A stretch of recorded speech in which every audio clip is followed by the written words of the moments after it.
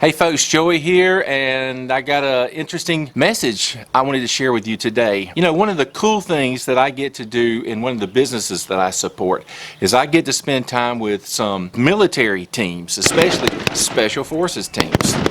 And I was recently in a meeting talking about some stuff, and one of the guys in the room was a 2-star retired general. We were talking some strategy and about some plans and stuff for some training that was coming up, and he mentioned the term agent of influence, and that just grabbed me, and I couldn't stop thinking about it. Even a couple of days later, after it was over, it hung with me. So I reached out to him to do some follow-up and asked, tell me exactly what that means within the military. So in the military, agent of influence means when they're doing operations overseas, they're always looking for a person to become an agent of influence for the military to help them resolve the conflict, to end the war or whatever that they're over there doing. And they might have multiple agents of influence, and the majority of the time it's somebody that's being paid, obviously, to help the U.S. government bring stuff to an end.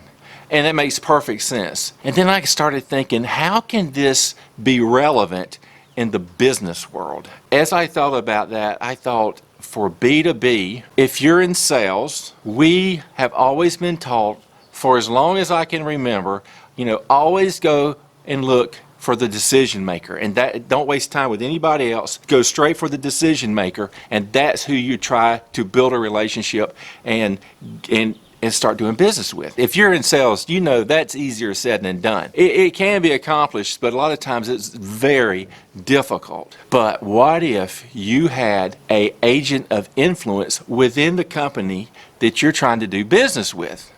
How about that idea? Oftentimes I found doing business with another business that there'll be somebody within that business that's really a cheerleader for you, for your team, for your business, and for your product. These are really who that agent of influence is.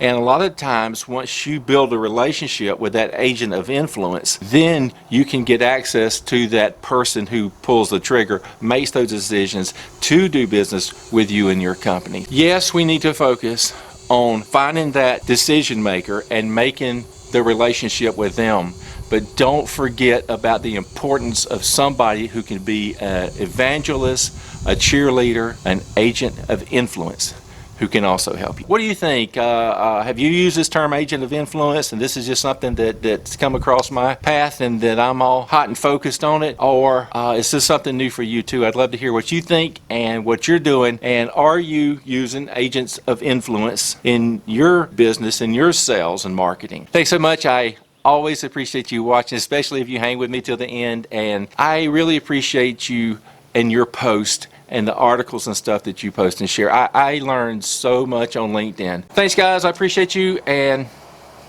we'll see ya. Wait a minute, you ain't heard nothing yet. Wait a minute, I tell you, you ain't heard nothing.